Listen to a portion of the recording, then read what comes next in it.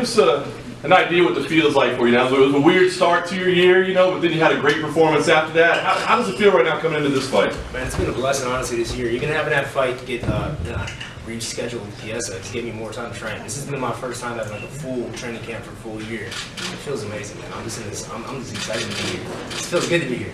It's a big spot on a big card. Does it kind of feel like justice for you to be here? It feels like you're kind of weirdly connected to this fight, right? I mean, it's all lightweight, so I feel like I've been here before, man. I've been in the main event. I've been the champion before. I'm just having fun. The idea that you guys are the backup plan, you know, I mean, obviously it's a big fight in itself, but the idea that that could be there, did that factor in your decision at all in taking this fight and wanting to be on this card? No. You know, when I came to Vegas after Kevin Lee was talking mad trash, you know, me and Kevin were the boys, and then he comes out and says all that stuff. So, you know, I came to Vegas, had a meeting with Dana and Sean Shelby. I'm like, put me and Kevin on Vegas or New York. I wanted to fight in New York. They're like, no, you're fighting Milwaukee. So I go back home, I think I'm chilling. Phone rings and they call Tony. I said, send the contract. I don't even care about the details, send the contract. So you're not thinking at all about, I mean, I wonder in this position if either you or Tony are kind of like, you know, if something bad happens this week, I might get a shot at a title. Well, that's in the back of my head, but I mean, I'm fighting Tony Ferguson, bro. A guy like that made me wake up motivated every day. It felt good to get up motivated. Like, I got this guy in front of me in a couple weeks. The world's gonna be watching, and he's a killer, and I'm a killer, so it's a killer be killer. What about that matchup? I mean, the two of you guys' styles, it looks like it could be some insanity out there. Well, you guys know me, man. I come to fight, and he comes to fight, so I mean, it's a great recipe for a great revenue. And last thing for me, I mean, is this a number one contender fight in your mind? Who knows, man? I feel like it's not about the rankings no more. It's about popularity. If I go out there, I pull off a showtime, I'm getting a title shot. You know, so it all depends on who the fans want to see fight. What do you think about the Nate Diaz-Dustin Poirier matchup coming up in New York? Yeah, I think that's a great matchup. I mean, I haven't seen Diaz in a long time. I fought Dustin. I know he rings, but I think that's a great matchup. It's a huge matchup for the lightweight division. After you've had your share of injuries over the years, are you surprised Tony is coming back so quick from the injury he had earlier this year? Yeah, you know what? It's a quick return from the knee surgery. You know, I have knee surgery done. It takes a long time, not only for the actual injury recovery, but for the mind recovery, just to get used to the technique again and used to using it again. So, I mean, I know he had surgery, and it's in the front left leg, so it's there. It's a target, right? I mean, I'm gonna go out there and fight this guy. That's it. I'm not gonna defend takedowns. I'm not gonna try holding him on the cage. I'm not gonna try fighting him off my back. I'm gonna go fight this guy and try to knock him out every time. You know, you said you're having fun now. You've been at it for quite a while. Do you enjoy things? You take more time and appreciate them more now than you did maybe when you were younger? Yeah, I got it thrown at me, man. I came to UFC. I was a champion a year and a half, 2 years. I mean, not even 2 years. I was a champion of the UFC.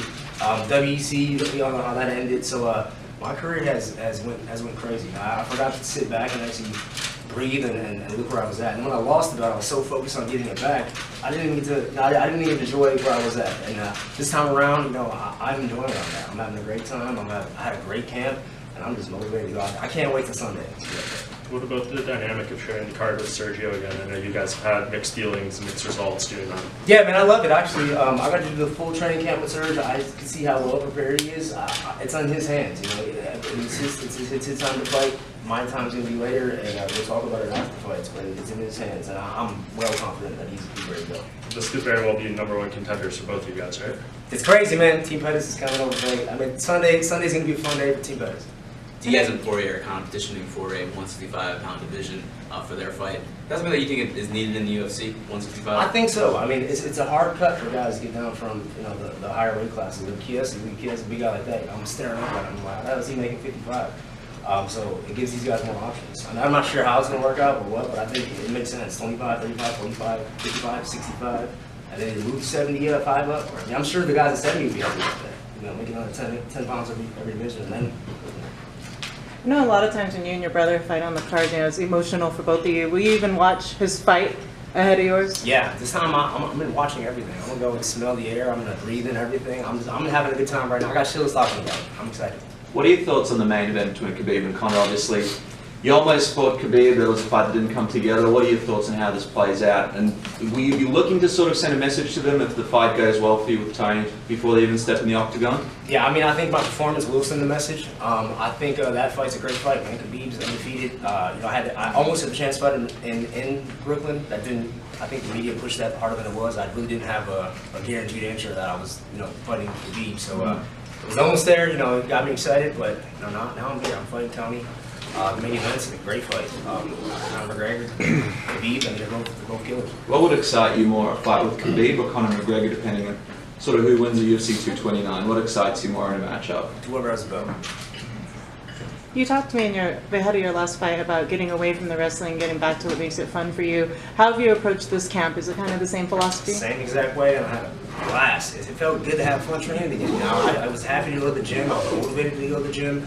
I've gotten so much better, and I can't wait to show it. Yourself excluded, who's the best lightweight in the world right now? Khabib? So you think he beats Conor? No, I think Conor wins. How? Knockout. For Why? I don't know.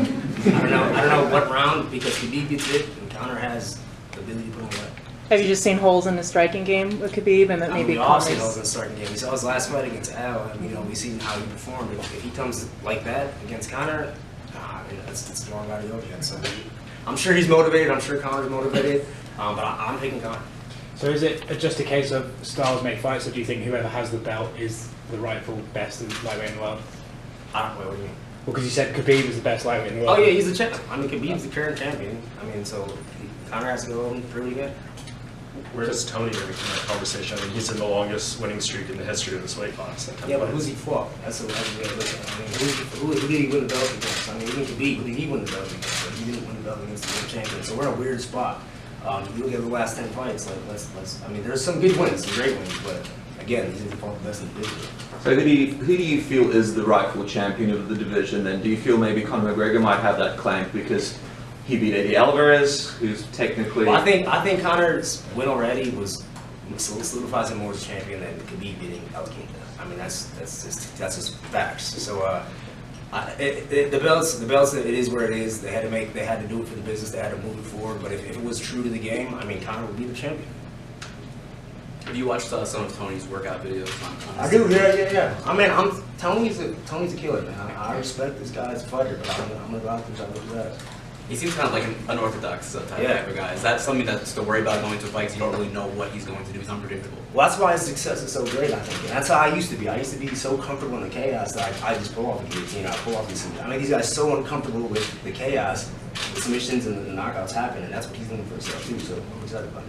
Do you see some of yourself in him a little bit? No, I don't. I think he has a totally different style. I don't think anybody in the UFC has my style. I think I have a very different style, and when I'm shooting my game, I believe with a smile on their face that the fans give it a pay for. Given his style, are you surprised he's won as many fights in a row as he has? That he hasn't just been caught at some point or made, a mistake? Nah, the dude's Mexican, bro, and I train with Mexicans. I'm Mexican. These Mexicans are tough, and if you have a little bit of skill and you're Mexican, you go all up.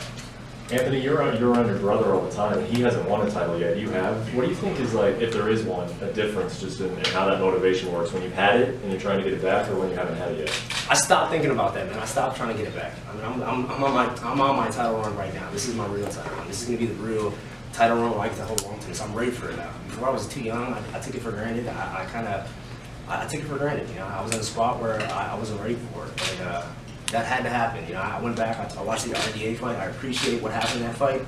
I showed some heart, I showed some great things, and I know that's there, and that right there, I think that me watching that fight freed me. I wasn't trying to chase the belt, I wasn't trying to erase RDA, I tried to grow from it, and that's where I'm at now. Would you say you're in a better place mentally now than you were probably even when you had the title? Because it seems like you're a little bit happy. Man, I feel so good. Everything from my private life, my fiance, my daughter, my gyms, my businesses. Man, it feels good. How would you say, I mean, it sounds like it's liberating, but was that dark place necessary? That dark place was me. I made that dark place happen. I let all these comments and all the Instagram, social media, all the talk about Pettis is too old, he needs to retire, he needs to wrestle. I let that get in my head, and that made the dark place. And I was in my own dark place until I just figured it out. Like, I just got to get out of there, have fun, train again, and the results will show. Was it somebody that you talked to, or was it just something that clicked inside of you just to pull you out of this? I was just tired of fucking losing, man. Honestly, I'm like, what is going on? Like, I know when I spar, I'm dropping guys left and right. I'm killing, and then I'm like, what's the difference to the fight? I'm putting so much pressure on that 15 minutes that I forget to go have fun and be me, and I'm getting back to doing it.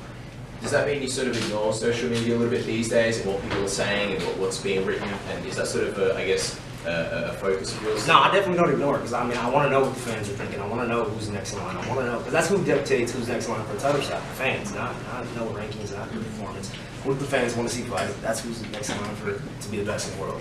I want to know what it is, but now I have a filter. You know, I understand. I can't let that go deep I can't let it cut. I can't let it go deep where I'm like taking offense to it. If I take offense to it, then it must be true, and I know it's not true.